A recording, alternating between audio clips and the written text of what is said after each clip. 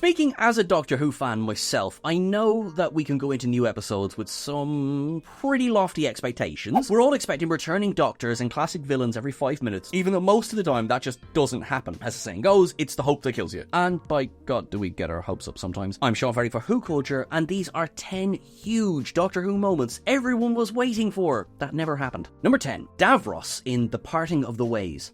Fans were so convinced that Davos was going to return in the Series 1 finale, The Parting of the Ways, that they edited the episode's IMDb page in the week leading up to the broadcast. Even so, the casting choice of Red Dwarf's Norman Lovett should have been a pretty big sign that the editor was taking the piss. Elsewhere, message boards were alight with theories that Adam Mitchell would be revealed as Davos, having presumably stuck a blue eyeball in his forehead hole. None of this was substantiated and likely originated with a classic "I've got a source in Cardiff" post, but the whispers soon took on a life of their own. That was until The Parting of the Ways revealed the much more impressive Emperor Dalek, who dwarfed Davos and established the ambition and scale of 21st century Doctor Who once and for all. Davos would eventually return to the Series 4 finales, but though if we're honest, he should have been hiding out in the Empire State Building in Season 3. Compared to Davos and the Emperor, Dalek Sec looked like that weird uncle nobody wants to talk to at family gatherings.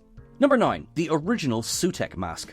Sutek's surprising return in The Legend of Ruby Sunday, or not so surprising if you're Ellie Littlechild and accurately predicted said return 24 hours before broadcast, was one of those great Russell T Davies cliffhangers that had nowhere to go but down. The giant doggo appearing out of black smoke to clutch the TARDIS was a striking image, but it wasn't really the Suek we were used to, was it? Without getting into zoological specifics, the original Suek from Pyramids of Mars was a jackal, while Suek in the Series 1 finale was a giant greyhound. In the week leading up to the Empire of Death, fans hoped that Suek may transform back into the more recognizable physical representation of a jackal-faced god wearing a black and red Egyptian-style mask. It's odd because Doctor Who has a great track record of updating classic monsters for the new era. Daleks, Zygons, Silurians, and Sea Devils were all updated while retaining what made them so memorable, while Suek has returned, but as a giant hulking CGI dog. RTD's original sketch for what he wanted Suek to look like more closely resembled the Pyramids of Mars jackal, so clearly something changed along the way. Suek's new form still looked fantastic, mind you, but it would have been great to see that original mask in all its modern glory, even if just for a moment.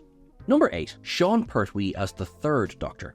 A cheeky IMDb user struck again in the lead up to The Legend of Ruby Sunday by sneaking in a credit for Shawn Pertwee as the Third Doctor. This took on a completely new life when certain cinemas imported the cast list into their booking details for the Series 1 finale screenings. While it seemed like an obvious joke, The Legend of Ruby Sunday's plot synopsis teasing a connection to the John Pertwee era gave even the most skeptical fan pause. However, like that Pertwee era tease, which turned out to be the time window, technology that the Third Doctor had told UNIT not to meddle with, the Shawn Pertwee casting rumour was a big old nothing burger. Pertwee's quote-unquote involvement in The Legend of Ruby Sunday continues a long-held desire for the actor to step into his father's shoes, something that appears to have been tantalizingly close to happening in Doctor Who Series 9. In fact, Shawn Pertwee told the Radio Times that he was offered a role in Series 9, but his commitments to Gotham forced him to turn it down. It's long been suspected that he would have been the Third Doctor figure in the opening sequence from The Witch's Familiar, but we might never know for sure.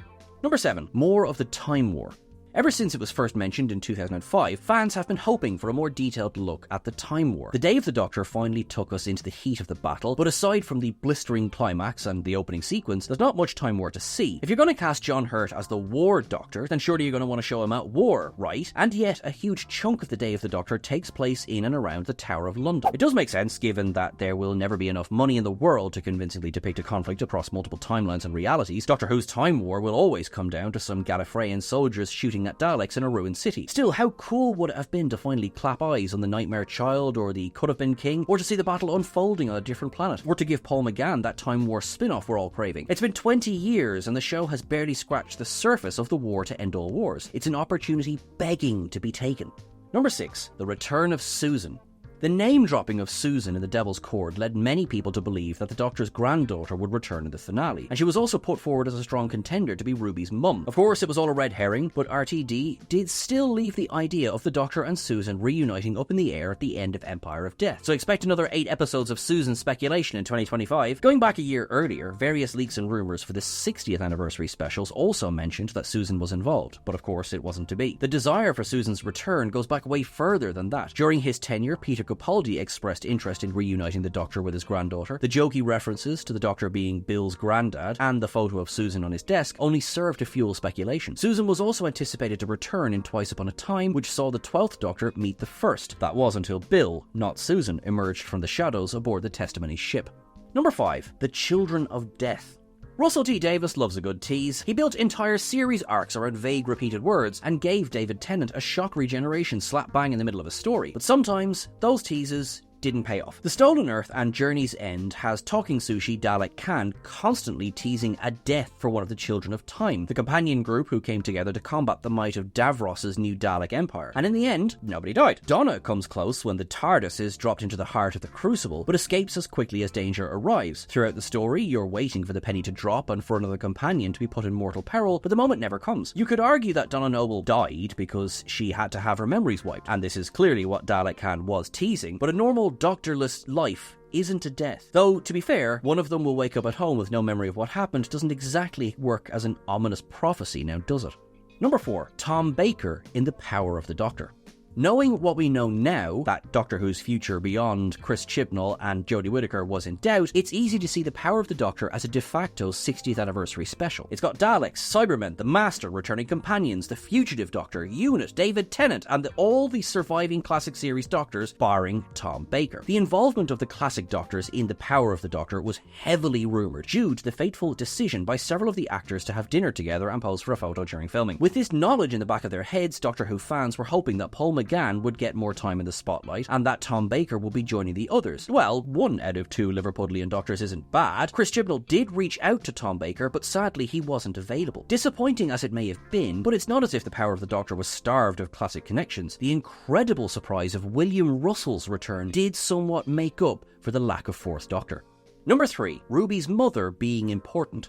It's not just Suek who was tricked into believing the identity of Ruby's mother would be some massive revelation. No matter what anyone may say, every time we saw Ruby's mother in Season 1, it was coded as a big, important mystery to be solved. Hell, the mother was dressed like a combination of Claudia Winkleman in The Traitors and Jodie Whittaker as the 13th Doctor. If that doesn't scream mystery, then what does? And then there's all the snow that Ruby can conjure up from nowhere. The Doctor can talk about memory being time travel until he's blue in the face, but it doesn't change the fact that he was kind of horrified that Ruby could do something like this. Fundamentally, Doctor Who was setting Ruby's mother up as an otherworldly puzzle to solve. The rug pull that she was just a scared teenage girl doesn't really work, partly because that revelation appears to be dismissed out of hand by Davina McCall and the Doctor in The Church on Ruby Road. So it's no wonder that fans got annoyed that they'd been misled by Russell T Davies. Worse still, some fans are now speculating that it's Ruby's father who's the real mystery figure. So here we go again. Number 2. Matt Smith in the 60th anniversary. Fans were convinced that last year's big anniversary shindig would reunite David Tennant and Matt Smith, but it wasn't to be. While there was never any real suggestion of this, that didn't stop people from rolling out the red string to join the dots. Smith was seen with the 11th Doctor-ish hair during the filming of the specials. He must be in them, even though that's generally just what his hair looks like. The speculation got so insane that people began to see his face on the playing cards in the poster. To be fair, Russell T Davies did decide to redact the cast of Wild Blue Yonder, along with most of the trailer footage, which built up hopes that Matt Smith, Peter Capaldi and Jodie Whittaker were in it. Hilariously, Wild Blue Yonder director Tom Kingsley even tweeted a crude Photoshop of Matt Smith inside the TARDIS, which should really have been enough to stop all the speculation. If the 11th Doctor was in the 60th anniversary, would Russell T Davies really have allowed that tweet to go out? Number 1. High-profile actress is the Rani.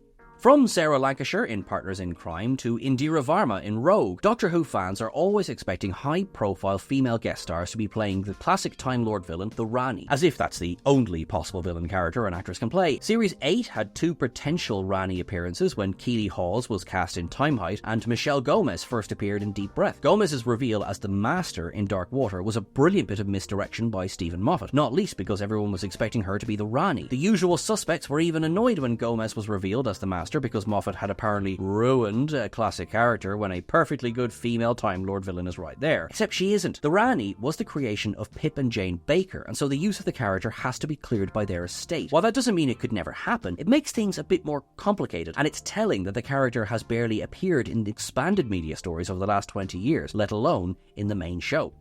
That's everything for us today, folks. What do you think? Let us know in the comments below. What did you think of everything that came out of San Diego Comic-Con? Check out the other videos on the channel, because yous are awesome. Keep things wibbly wobbly until I'm talking to you again. Thanks very much.